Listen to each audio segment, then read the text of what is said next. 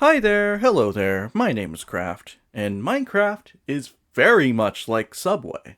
In my previous video, I explained how the path of progression in survival Minecraft is like ordering a sandwich at Subway. And yeah, that's all well and good, but what about creative mode? As someone who plays in creative mode way more than in survival mode, I feel like I had to connect the Subway dots somehow. But I had some trouble at first, because creative mode has so much more going on than survival mode, that it just kind of feels wrong to cram it all into the linear progression of simply ordering a sandwich. But that's exactly what I'm gonna do, because believe it or not, there actually is some linear structure to building in creative mode, even if most players aren't really thinking about it. So without further ado, let's get into it. First, the bread section. Here we have coming up with the idea that you want to build. This could be either thinking of an original idea or building something you've seen elsewhere, like from your favorite media or something.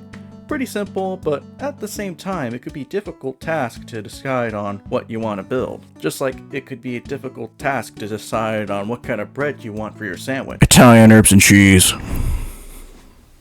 Anyways, following this we have the meats.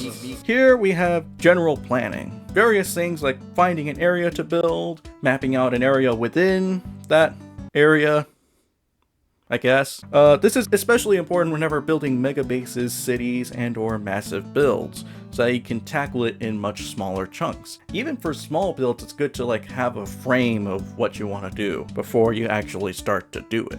However, most people skip this step, believe it or not, and just go straight into building. It would be like if someone walked into the subway and instead of asking for something like a BMT, they just ask for a veggie delight and just go straight into building. It's a bit weird to me, but I can also understand that a lot of people just don't have the patience to do planning like that, so it's fine. Another step that people skip is the cheese section. Although, luckily for most people, this is actually an optional thing, which is really good. This would be making prototype builds in a test world before you make it in the main build of the main world. This is so you can figure out exactly how you're going to build the final project and have a better building experience. Kind of like how with cheese, you have a better eating experience. Damn, I love cheese. Now you get to the question of, would you like your sandwich toasted? Here we have another optional part, but by far my favorite, which is getting inspiration. You can pick up on various building techniques and other things from the greater Minecraft community. Just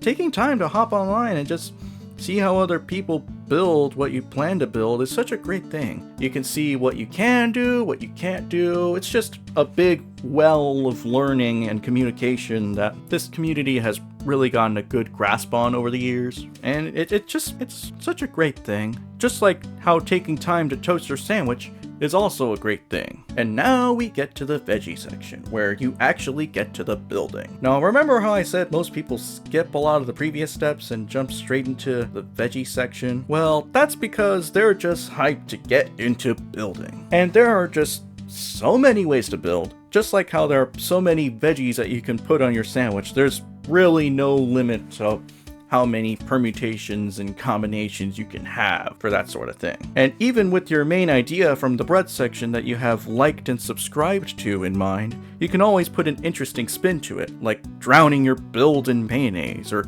having your sandwich with waxed weathered cut copper stairs. Wherever the hell you want, it's all good, it's perfect. Now, in regards to making it a meal before checkout, this is where you get into the small details. Putting little things around your build just to make it a little bit more richer. Small details can really bring the whole project together, just like how an additional chips and drink can bring together your Subway lunch break or something. And, of course, we also have cookies. Cookies are the make or break of the entire order, so to obtain those cookies, you destroy the entire build that you worked so hard to work on, and you replace all the blocks with diorite, the bestest block in the game.